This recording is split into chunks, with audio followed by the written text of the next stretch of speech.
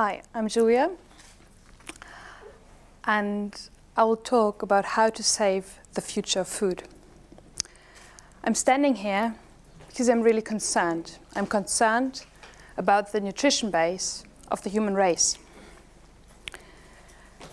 What feels for a lot of us like a mere question of taste, what should I eat, what shouldn't I eat, food evangelism, or an ethical argument about whether or not one should or should not eat meat, is the bottom line. Worldwide food crisis we are heading at. And different to the financial crisis 10 years ago, this crisis is not just destroying our gathered wealth, but it is destroying the future of our food.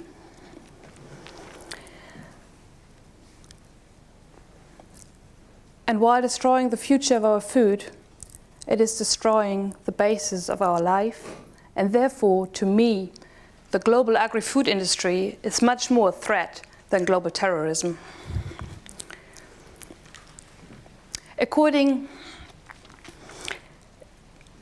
to the latest research, our soil is facing a burnout.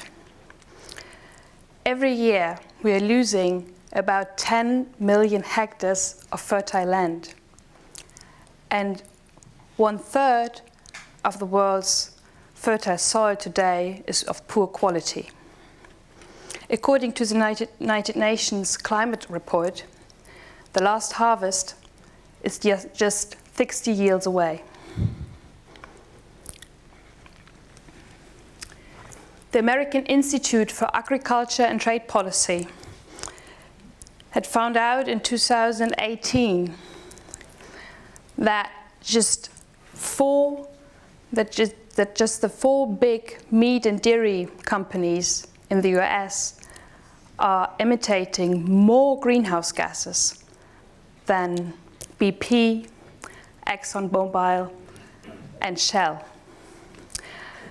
And at the same time, we are using exactly this industry to feed our growing world population with animal-based proteins.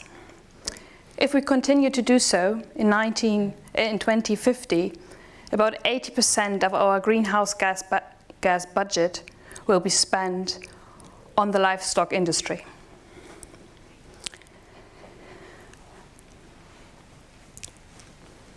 Exactly this livestock industry is destroying our human antibiotic reserves. American researchers, it's a team of doctors and bacteriologists, have shown in a recent study that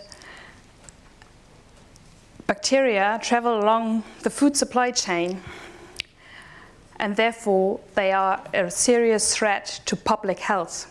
And if we look at the latest German food scandal, we all know what I'm talking about.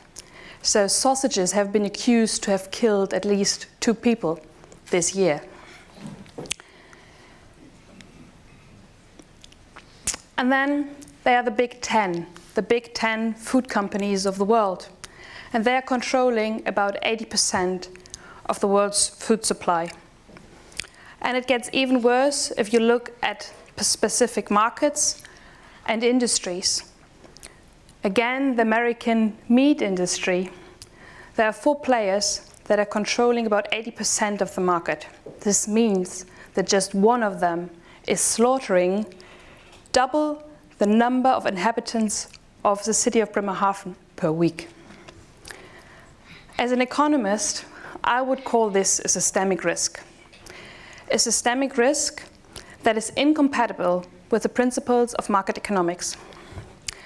And therefore, I want to argue today for a much more market-oriented approach towards the global agri-food industry.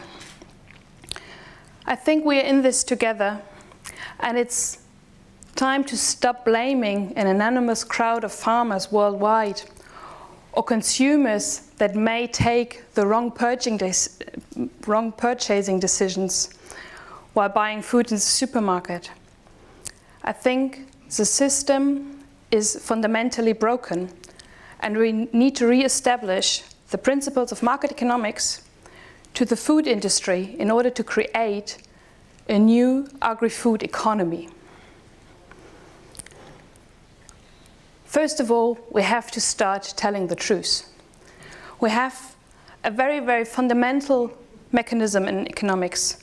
This is a price mechanism. Economists believe, not only this decade, but the last 200 years, that prices are able to transmit hidden information that is hidden in the underlying cost structure and utility structure of a good, to the purchasers.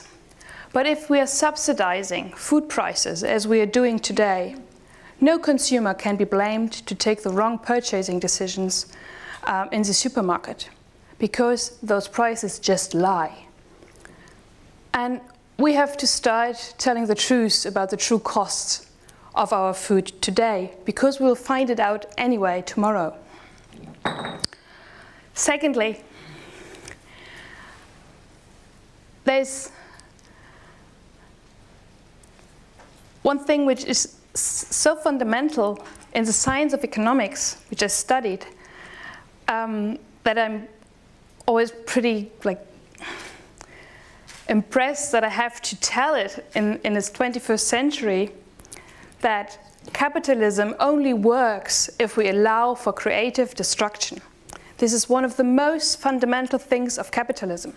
So if we don't let go of the old giants, there's no space for new ideas, there's no space for new sustainable products, for innovative business models, and innovation and capital that is urgently needed by young companies is driven away from the old guys into very slow, incremental innovation procedures, instead of fostering really new ideas that may change the world.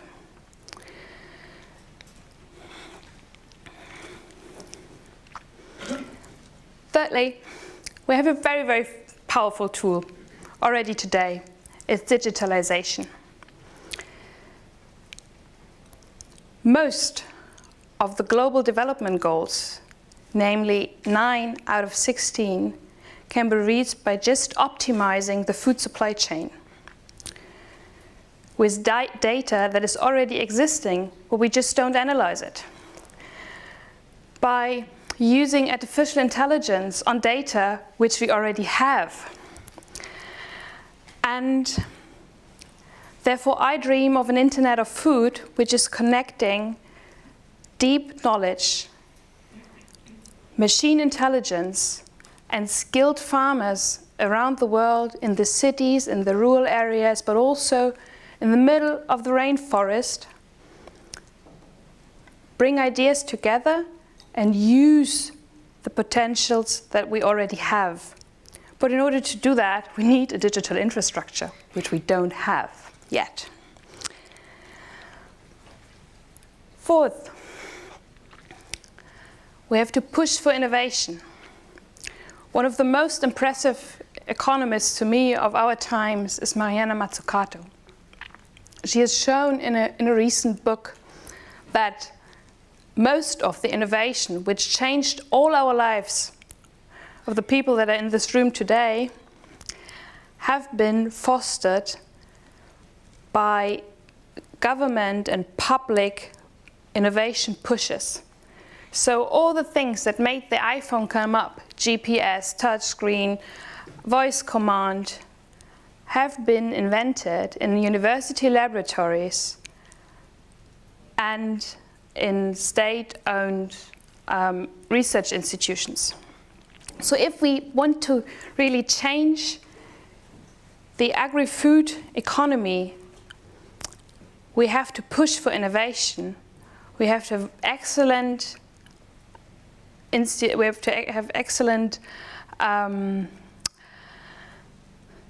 universities.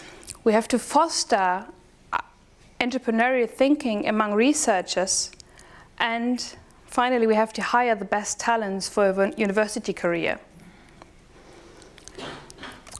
And finally, we have to make the market pull.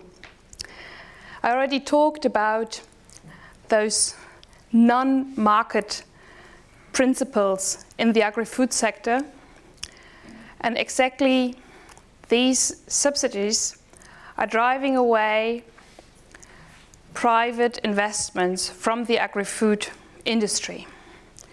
So we have a lot of very, very skilled young entrepreneurs out there.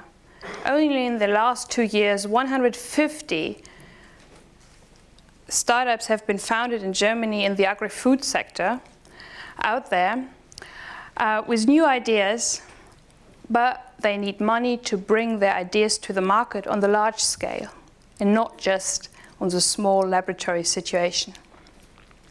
And only if we make the capital market pull, we will see those innovations in our everyday life.